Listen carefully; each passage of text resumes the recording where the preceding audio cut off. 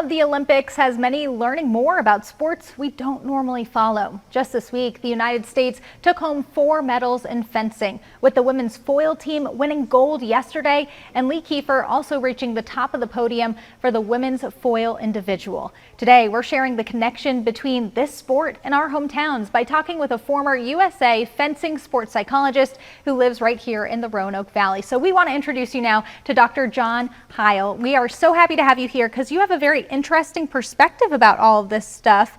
So thanks for being here today. Sure, it's great to be here, and it's such a great celebration. I know, it's a celebration of sport, talent, and you've been to the Olympics yourself three times. 3 times. Yeah, and you really are working on a great documentary now that's been released about an elite fencing coach. So I'm so curious about what you've been feeling as you've watched all the sport this week. Well, I can track back to 30 years ago when I first started working with the organization, and there were those very just initial signs of success. And then track forward, there's a pause in the coach's career. He felt like he needed to change things, to reset, to do things differently. And he came back and the success continues. And it's been a steady climb for 30 years. Which is impressive to watch. Yeah, it's great. And now they've done more than anyone has ever done in America in the sport of fencing. I know, and it's so much fun to celebrate this. And I think a lot of people might have never watched fencing before. There's a lot of nuance to this sport. So for somebody who says, okay, I haven't watched it yet, or I've only seen a couple of clips so far this week, what would you want them to know about fencing?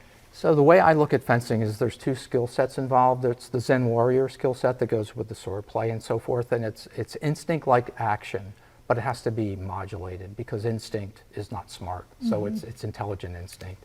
And then, so that's the action component, and there's the pause in the action, and that's a busy time too, because that's tactical decision making, communication with coaches, trying to read your opponent. And so that's the chess master mindset, and often fencing is described as physical chess. Wow, I think that's a great way to put it out there, and maybe have people watch it a little differently because there's still the men's competitions to come this weekend, so it's very exciting stuff. But there's also another thing that you want to put on your watch list, because Buckie Leach, The Rise of USA Fencing, is the documentary John has been working on. So we want to take a listen to that clip and talk more about how Leach has managed to grow that success in USA Fencing. So let's take a listen. The athletes, as they started to succeed, felt some pressure, to keep succeeding. I certainly did feel pressure to keep succeeding, and I think that was one of the things that's difficult to deal with, because when you're the only one, when you're really the only group succeeding, all of the expectation falls on you, and then when that expectation gets higher and higher, it's hard. Obviously, it becomes more challenging to succeed. Yeah, and powerful words there, because you did that interview with Buckie Leach back in 2011. So there's been some time in between before we're seeing this now. Why was it important for you to share his story at this time?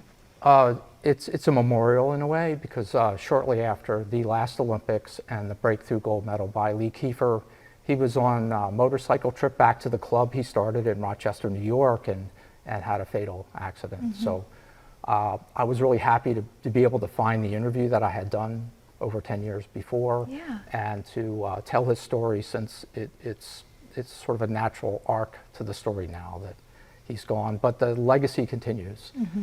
We can still see the benefit of his work and the foundation he laid with the athletes. Lee Kiefer, the gold medalist, he coached in college and as a national team coach. And even Lauren Scruggs, the silver medalist, was coached by someone Buckie coached as an athlete. So the legacy is still very much there, even though he's not around anymore. Yeah, and that's what a legacy to leave too, because like we're seeing, this fencing sport is really just growing in popularity, I feel like, as well. And with your experience working alongside Leach, how did you see the growth of his coaching and the growth of the teams over the years, especially going to the Olympics several times? He was always trying something new. Yeah. He was very much an innovator. When he started out, he specifically chose to stay away from the center of fencing in New York City, just to be on his own and be able to proceed uninterrupted. So the initial part of his career was very creative, finding better ways to do things. Just in fencing, but really making a deliberate decision to work with women, because he found women that were really ready and appreciative, and often neglected in the sport, especially then. Still issues now, with, especially with women coaches having their fair share in terms of work. But nonetheless, he pushed the women forward, and he had to rethink. Women used to be coached just like guys, and his idea was, well, this isn't right. We need to do this differently. And there's a history in sport of the idea women are too fragile to do things like the marathon or certain weapons in fencing, which over time continuously are proven not to be true.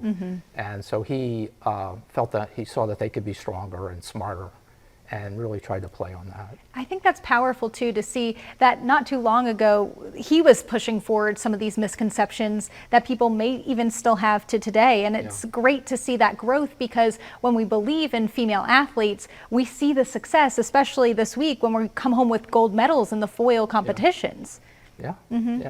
So for somebody who says, okay, I am now curious to learn more about Buckie Leach, how would you want them to find your documentary, and why is it important for people to watch this? The documentary is at my website, YouTube channel actually, fencingsportpsychology.com. It's up free to access. What I want them to see is the most important thing for Coach Leach was change. People starting out one way and ending up different, better. The second thing that I think comes through that's really important is the women who forged the initial successes and laid the path are close to now being forgotten in the bright lights of the gold medals and so forth. But at the time he was starting, no one really believed fencing could succeed internationally. And at one point he actually considered quitting. He said, I don't know if it's possible. I don't know if it can be done. But he did stay in. He did persist. And the rest, as they say, is history in the sport of fencing. That perseverance is really powerful, and we're seeing, again, that legacy today. Let's pop up some of that information on your screen. If you want to connect with Dr. Heil, he works here in the Roanoke Valley. He works with Psychological Health Roanoke, and you can contact him there. But if you want to check more about this documentary or just learn more about the projects that Dr. Heil is working on, fencingsportpsychology.com. We have links all on our website, wdbj7.com, so be sure to check that out. John, thank you for being here today. Thank you. This is great. A nice opportunity for me too. Thank you. I appreciate that.